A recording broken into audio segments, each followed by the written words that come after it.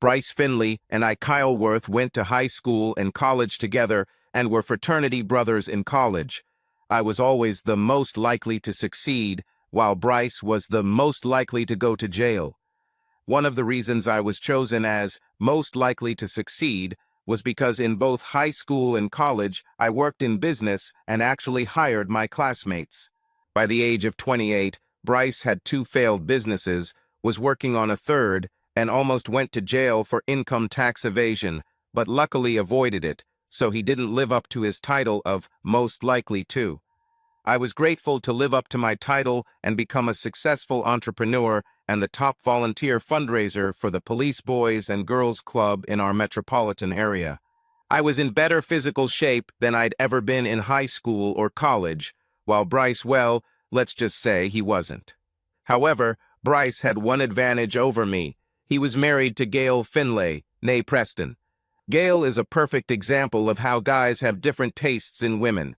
Gail is short, thin, with a cup breasts and medium hair. She has a pretty face, but other women with equally pretty faces don't excite me as much. She has exceptional eyes, and when she looks at you, you get the impression that she is looking into your soul. Anyway, for some reason, maybe it's pheromones. For all I know, I'm hopelessly in love with Gail. Pathetic, really, especially considering I'm married to Evelyn, who probably more than 50% of guys would find hotter than Gail. In addition, Evelyn is sweet, kind to everyone, and smart and outgoing. We never quarrel and have a relationship of mutual respect. In order for my story to make sense, I need to talk about my history with Evelyn, as well as her relationship with Bryce. Evelyn came from a poor family and was only able to attend college thanks to a full scholarship. However, even this did not cover all expenses not included in the cost of living and training. At the beginning of my first year of college, I posted an ad for my business in the student center, and she was one of the first to apply. Evelyn is really pretty and outgoing, although she lacked self-confidence at the time. It was obvious that she needed to be hired. She was an excellent worker, working 10 to 15 hours a week. I paid well enough that she had enough money for personal expenses, although still not enough to go home for the holidays. I don't know exactly how Bryce got into our college. I know his grades and test scores probably weren't up to par, but he had family in his alumni and is very outgoing, which probably helped him make a good impression in interviews, so maybe that helped. In any case, he was hard-working enough to barely stay afloat. Bryce met Evelyn through me at the beginning of our sophomore year. They seemed to hit it off and started dating soon after they met. By the start of their 3rd year, they seemed inseparable and were heading toward marriage after college. Then, towards the end of the 3rd year, they separated. At the time, I didn't know exactly why they broke up. Bryce and Evelyn changed their stories several times. The story I ended up believing was that since Bryce was on academic probation, Evelyn was afraid he would flunk out, or if he didn't flunk out, he'd never make it in business, and given her background involved with poverty, she sought to avoid this. While I believe Evelyn made the decision to break up, that didn't mean she didn't take it hard. She was a good friend of mine, not just an employee, and I gave her a man's shoulder to cry on.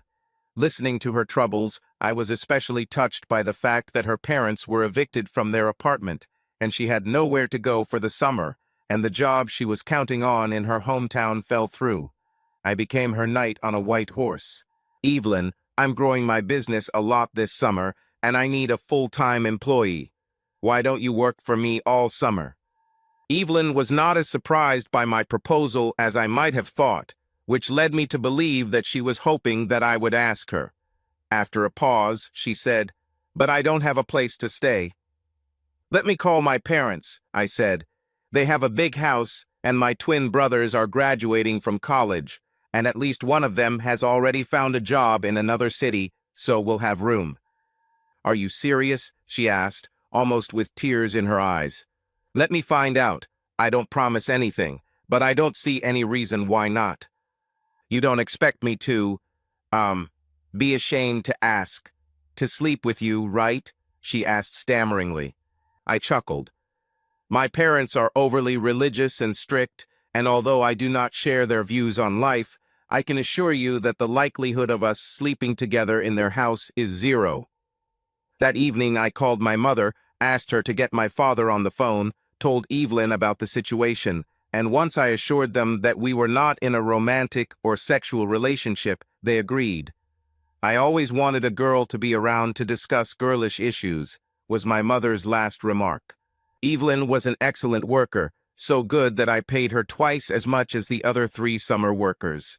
Her high salary was also because I knew that she really needed money for her studies, and she sent some of it to her still homeless parents.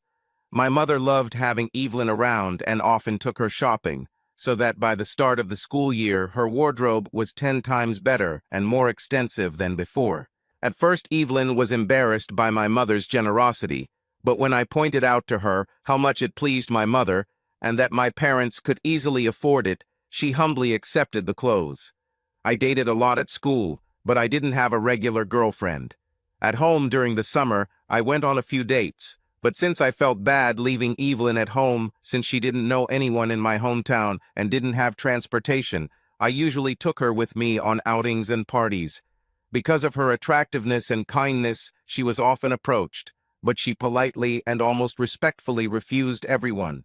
Evelyn and I really liked each other, but despite being together all summer, there was no romantic spark. After the first month, it became obvious to me that my mother would be very happy if we became romantically involved, if not for sex before marriage. Everything changed on the last weekend before the start of the school year. My parents were helping my older twin brother, who lived with us this summer, but now got a job in another state, move. Evelyn and I were alone for the first time Friday night until Sunday. Evelyn had gone to the doctor the previous Wednesday. I lent her his car. She didn't say anything about the reasons for the visit, and I didn't ask. We ordered Chinese food on Friday night, and Evelyn was more insistent than ever that we watch the DVD she bought. I didn't mind because I didn't want to go anywhere. After a walk around the neighborhood to digest, we sat in my parents' home theater, and Evelyn put in a DVD and sat next to me, resting her head on my shoulder even though we were sitting in theater seats. I didn't recognize the movie until about 20 minutes had passed, and it turned out to be a bland film for adults. I gulped as the first steamy sex scene began, and I began to have an unwanted reaction. Even though the room was quite dark, Evelyn noticed it. How did I know she noticed?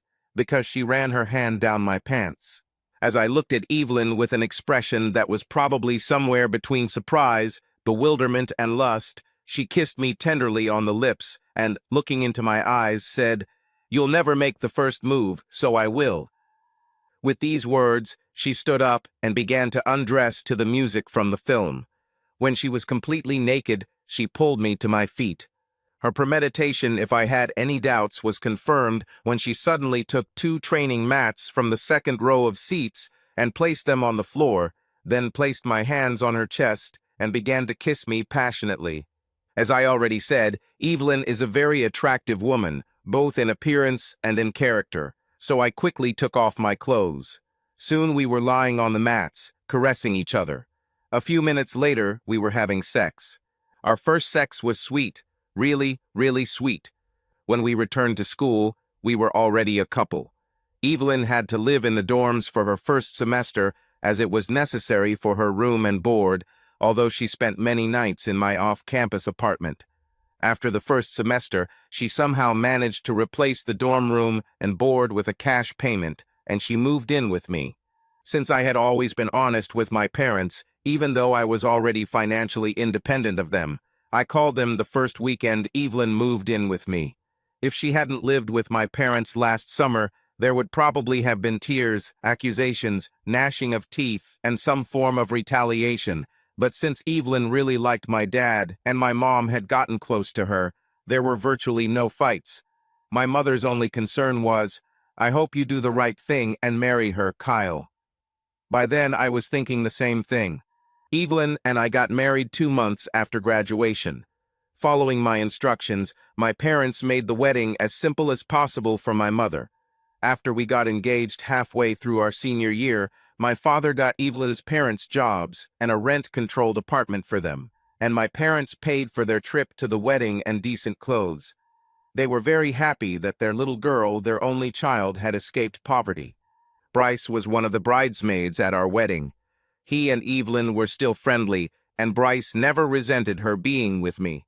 Obviously, after our engagement, Evelyn no longer worked for me, but after her honeymoon, she took a job that matched the skills she learned from me, and given her intelligence and outgoing personality, she was sure to do well. I started a new company, selling my college one for 6 figures, and I was definitely going to be successful too. Evelyn and I had enough money from my previous companies to buy a decent house shortly before we got married. Bryce rented an apartment in the same metropolis, about 3 miles from our house. Bryce met Gail about a year after we got married. I don't even know how they met, but Gail was a year older than Bryce and I, and she had a decent job in sales, which I believe she was very good at. They seemed to really like each other and got married about 6 months after they met. Evelyn and I were both at the wedding party as Gail and Evelyn also seemed to really like each other. Getting back to my story after this history lesson, I was 28 years old and had been married for 6 years when I was sitting in my office looking at the prospectus of a company that was on the market for sale when my secretary Cher called. "Bryce Finley wants to see you," her voice said. I knew Bryce didn't have an appointment, but since he was an old friend and the prospect could wait, I told her, "Let him through, Cher." Bryce walked in with a big smile on his face. "I hope I didn't disturb you, but I've been wanting to see you for a long time, and driving by, I decided to stop by." "No problem," I smiled, shaking his hand.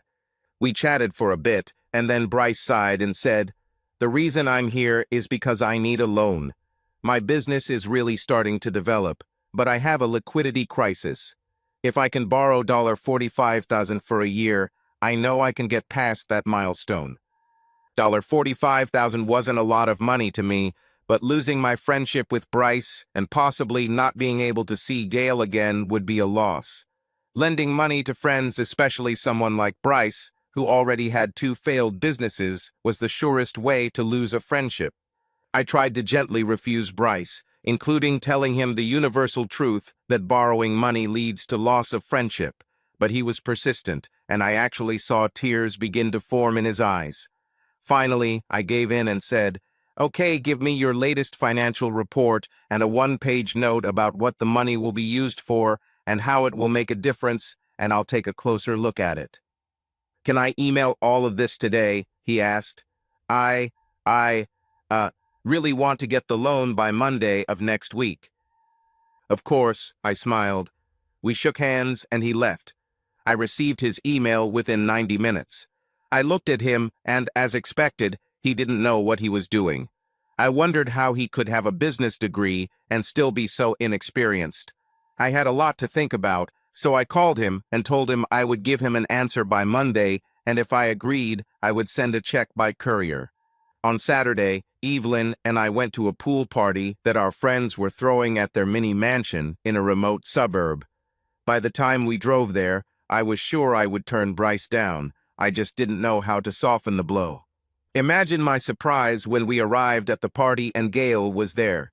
It turned out that she went to college with our owner, Sherry Jepson. Although Gail is far from curvy, when I saw her in a swimsuit, my pants immediately tightened, and I was especially struck by her perfect hips and butt. I was extremely embarrassed by my instinctive reaction, especially because I could not properly appreciate why it always affected me the way it did. After I pulled myself together, I saw that Gail had ended the conversation and approached her as friendly as possible. Usually, I was almost speechless around her, but for some reason I wasn't that day.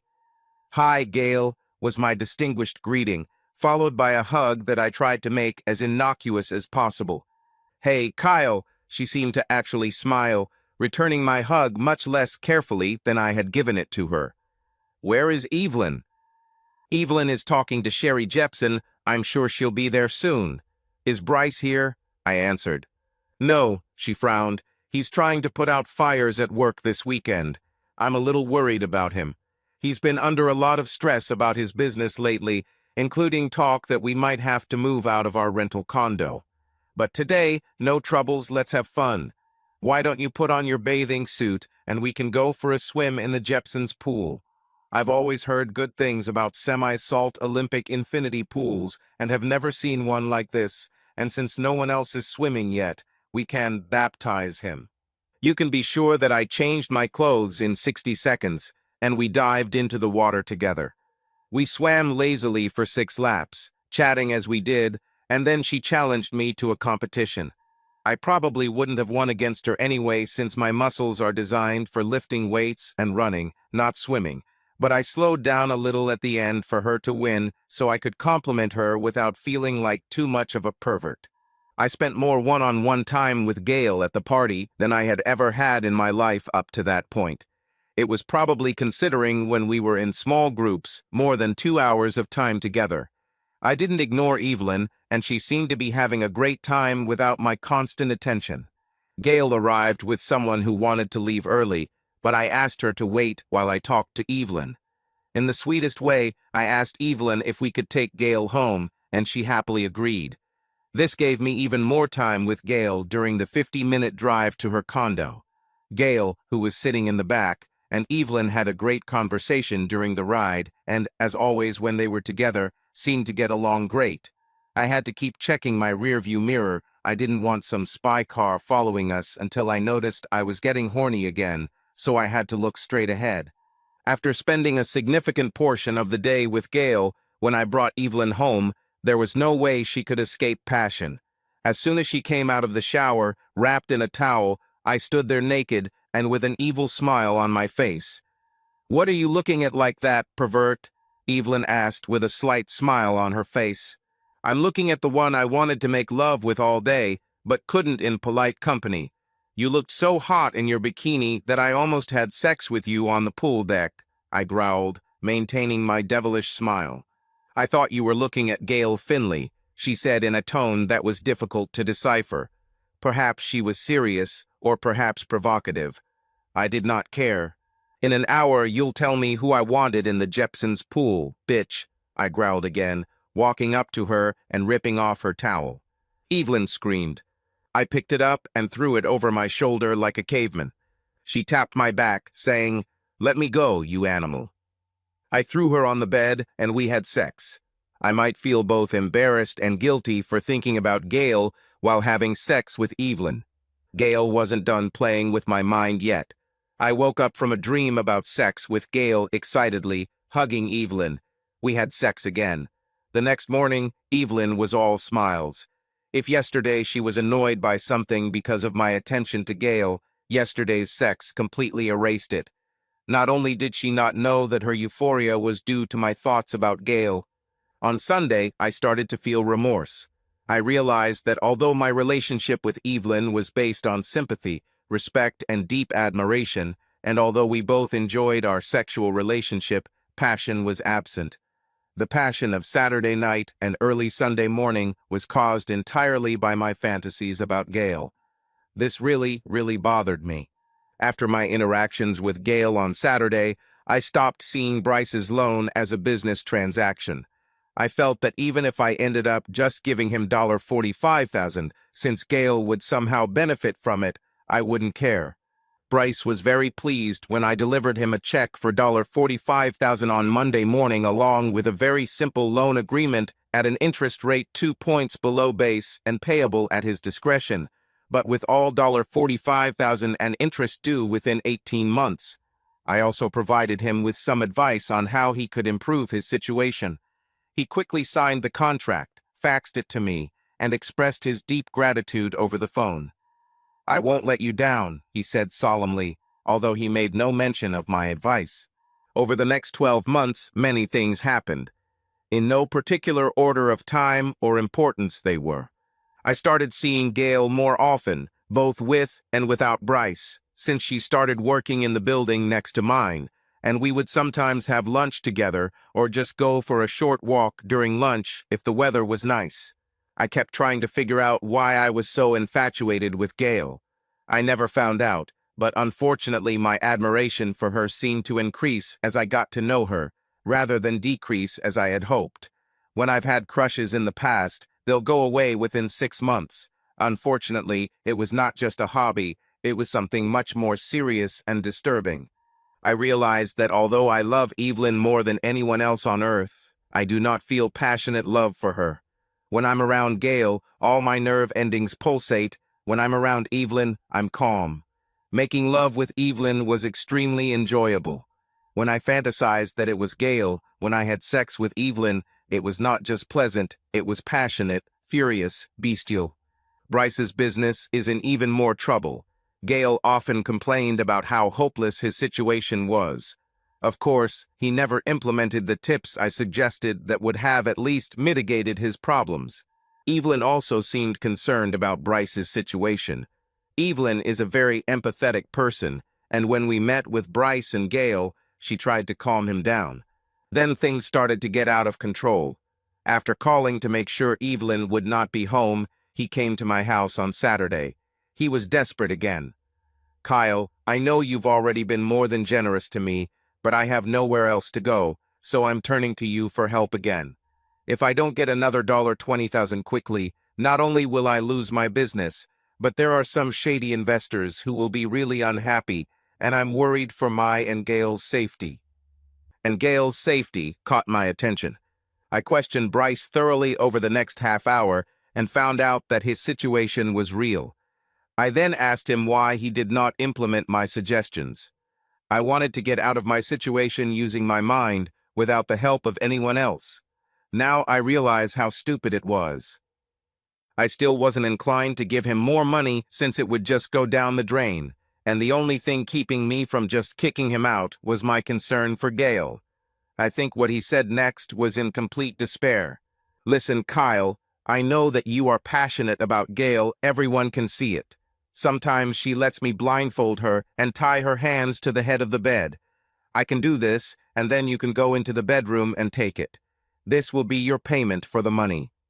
My initial reactions included disgust, surprise, embarrassment, and humiliation.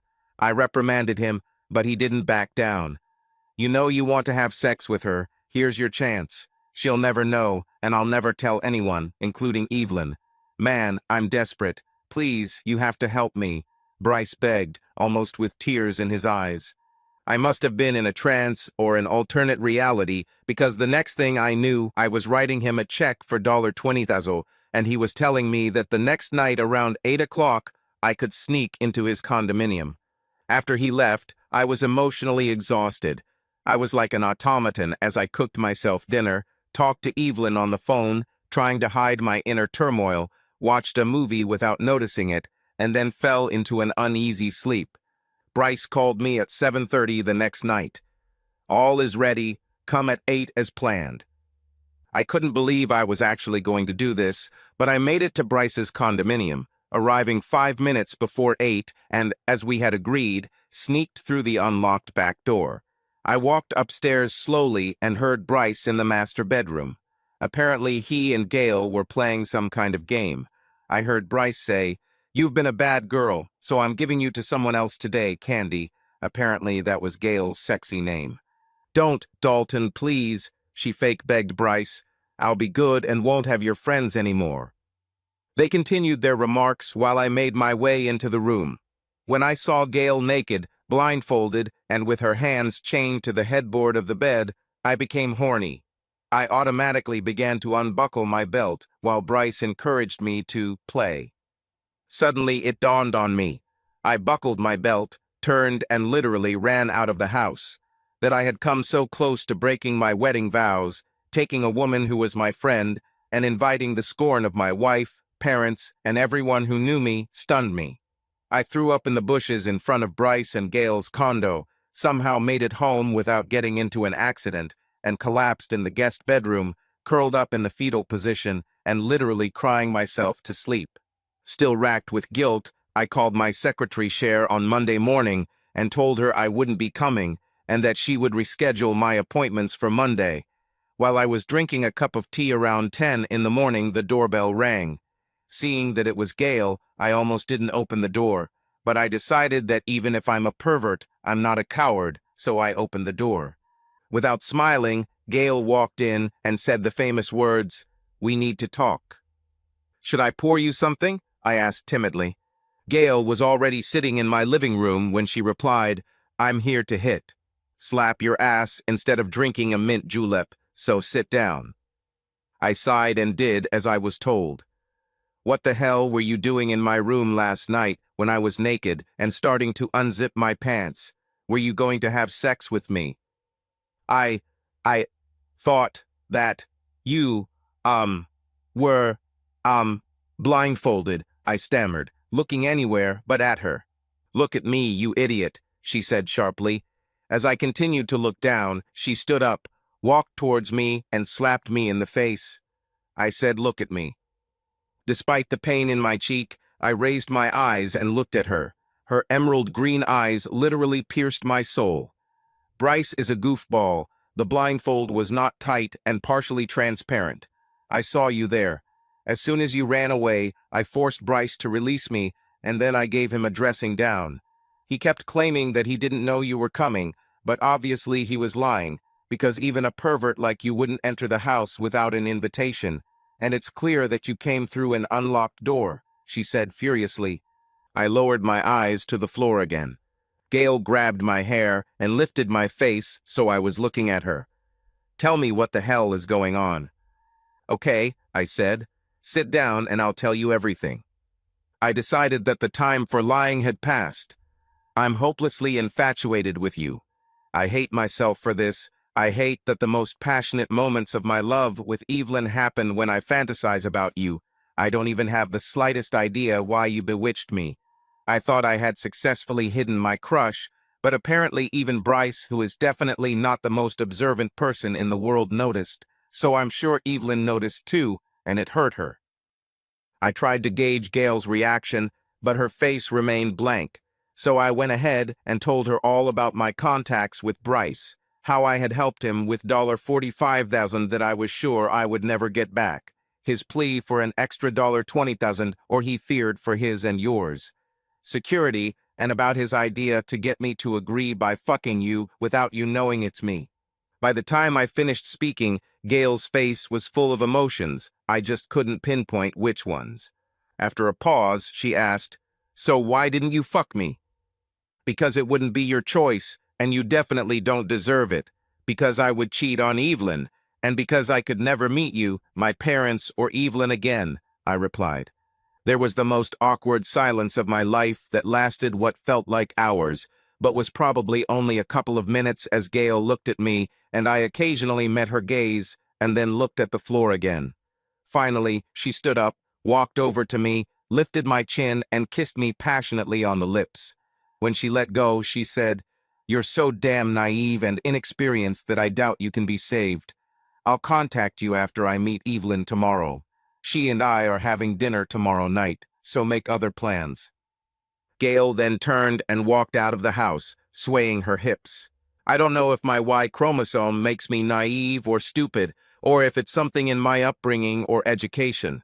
All I knew was that I had no idea what was going on. Last night's near disaster and Gail's visit had so agitated my mind that I didn't know what to do, if anything to do at all. On Monday, I was essentially a zombie. I think I was reading some documents for work, but didn't remember the information in them, and was watching some mindless TV, but was not alive when Evelyn returned home around 6:30 p.m. Evelyn greeted me with a kiss as if nothing had happened, even though I knew she was talking to Gail. To what extent the information had been conveyed, I didn't know, and then asked, "Have you eaten yet?" "No, I was waiting for you," I replied, trying to sound cheerful. "Great. Let's go to our favorite restaurant nearby, Luigi's," she smiled. "I wouldn't mind having eggplant parmesan." That's what we did. During dinner, we kept the conversation light. I heard news about her parents. Luckily, it was good news as my dad got them a job and a rent-regulated apartment. She told me about interesting things at work and grilled me a little about some of my projects at work. She surprised me by asking about my loans to Bryce, since I didn't remember ever telling her about it, was curious why he didn't follow my suggestions, and wondered if there was a chance I would ever pay the money back. I told her that I was unlikely to return it. On the way back, she mentioned that she was having dinner with Gail tomorrow. When we got home, she turned on the music and insisted that I dance with her, We'd been taking a few dance lessons, and she wanted to practice, and then she led me upstairs to the bedroom. Evelyn initiated the shower together, and I only got my hands slapped 6 times, a record for me in shared showers, and then she tenderly made love to me in our bed and fell asleep on my shoulder. Her last words before she fell asleep kept me awake all night. No matter what happens, I'm so glad we were married. It was the joy of my life. Despite almost no sleep, I went to work on Tuesday morning. I was surprised that I was actually able to get quite a lot of work done. I ate at a local delicatessen around 6 p.m. since I knew Evelyn wouldn't be home and got home around 7:15. I was exhausted and fell into a deep sleep by 7:45, barely able to take a quick shower before passing out in bed. Evelyn was next to me when I woke up the next morning. She also woke up and kissed me tenderly on the lips. At breakfast, I asked her about her dinner with Gail. She will come to our place on Thursday at 6 p.m. to eat Chinese food and talk to us. Make sure you get off work on time. About what? About what? I asked, stammering. You'll see, Evelyn replied with a smile. On Wednesday evening, Evelyn and I had a very cozy and pleasant evening. I was able to get a good night's sleep and not have to worry about Gail's visit. I decided to look at it like a visit to the dentist. If you think about it 24 hours before your appointment, you will suffer for 24 hours. If you don't think about it in advance, you'll only suffer for those 10 minutes while the dentist drills. I found it odd that when Gail arrived on Thursday evening, she had a small suitcase with her when I opened the door. I asked her about it, and she said something like, "I brought something for Evelyn," before changing the subject. We ate Chinese food while chatting. I think I managed to avoid looking at Gail's eyes, hips, or ass. After that, as soon as we cleared the table, everyone went into the living room with a glass of wine. As soon as we sat down, a serious conversation began. Gail spoke first. "Kyle, you are probably the savviest businessman I have ever met. Everything you touch turns to gold. However, you have blinders on when it comes to personal relationships.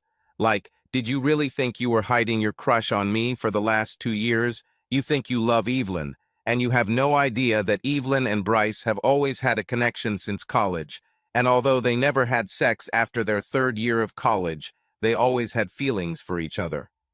I couldn't say a word, but I probably opened and closed my mouth several times, like a fish just out of water. Gail hesitated briefly, then continued. "According to your hazy perception of interpersonal relationships, you probably do not understand that I am as fascinated by you as you are by me. I will hand it over to Evelyn before I propose my plan." Evelyn stood up and sat next to me, taking my hand. "Kyle, you are my best friend. I love you and you love me, but not like Romeo and Juliet. We love each other as friends. You have every desirable quality in a man, and I know you think I have every desirable quality in a woman. However, we don't have passion except when you think about Gail during sex." But, I began to stutter before Evelyn interrupted my torment. "Kyle, when we were having our most intense sexual experiences in the last 2 years, and I was really enjoying them, you were screaming Gail's name half the time at one point. I'm not sure you ever knew exactly why I broke up with Bryce in college. It wasn't because I didn't feel passionate love for him. It was because I didn't believe he would ever succeed, and he didn't, and given my background in poverty, I couldn't afford to let it happen again. In you, I found a man who was handsome, courageous, and honest, and who was destined to succeed. Heck, you graduated from college with about $200,000 in your bank account. You had it all, and I loved you for it, even though I didn't have the passion for you that I had for Bryce." I think I turned back into a mute fish, opening and closing my mouth before Evelyn continued. "Bryce needs me, you don't need it. You want Gail, and you have to have her. With the money I made and a few fair settlements in the event of our divorce, I could save Bryce without putting myself at risk of falling back into poverty, so I enthusiastically support Gail's proposal." With that, Gail stood up, walked over to me, sat on her knees, and put her arms around my neck. Evelyn and I decided to exchange for 60 days. At the end of this time, you, Evelyn and Bryce will meet to decide if we want to make this exchange permanent. If we want, then so be it. If not, then we will probably return to the current state of affairs. Either way, that's exactly how it's going to happen. Evelyn was still holding my hand. She squeezed it and said, "We apologize that this is a fait accompli and that you had no choice. But given your loyalty and honesty, you probably wouldn't agree, so we didn't give you a choice. See you in 60 days. With these words, Evelyn stood up, took out a suitcase from behind the sofa, which I had not noticed, quickly kissed me on the top of my head, and headed towards the door. Her parting words, spoken in a sing-song voice, were, "Don't wear him out too much, Gail." As soon as the door closed, Gail looked me in the eye and said, "First, I really want to know how sexually compatible we are. Do you think you, big and strong, can carry little me into your bedroom?" Evelyn promised she would change the sheets. So, I was completely manipulated by two women who were treated like some pathetic creature who didn't understand the world around me, and they expected me to follow their commands like a circus animal.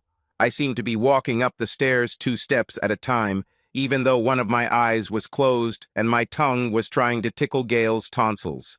I'm not entirely sure how I made it to the master bedroom of the house, but I did.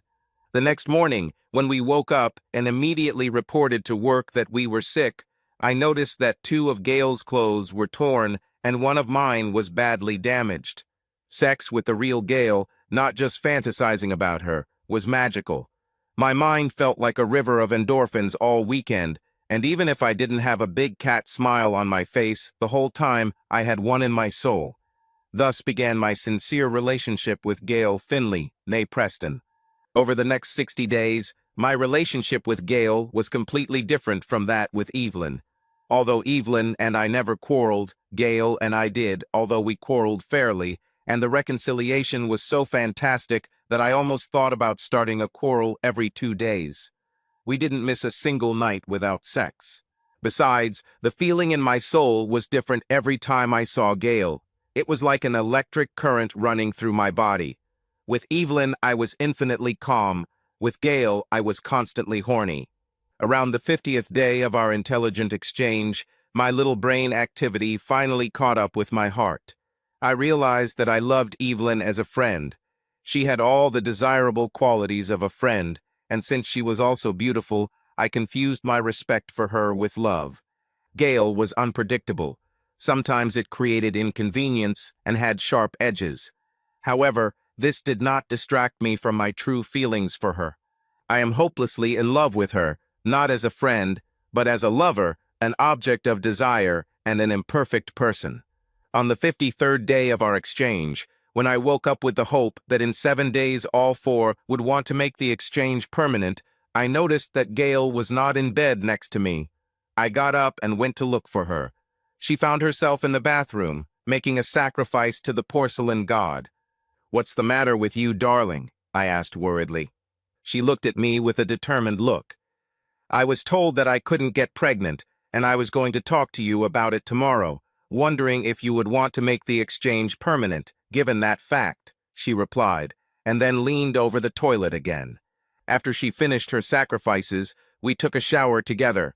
She looked into my eyes as the warm water poured over us. "So what if I'm pregnant? Are you going to give me back to Bryce?" "Hell no," I laughed. "I will worship you even more.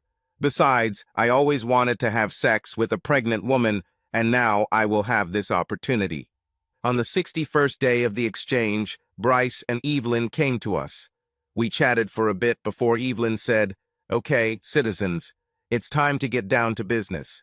Bryce and I talked before we came, and we think it's best to make the exchange permanent. However, to make this happen, we need you, Kyle, to take over his business and make it profitable, after which we can divorce." Gail smiled, walked over to me, sat on my lap, and said, "We're glad you and Bryce are happy because we have a situation.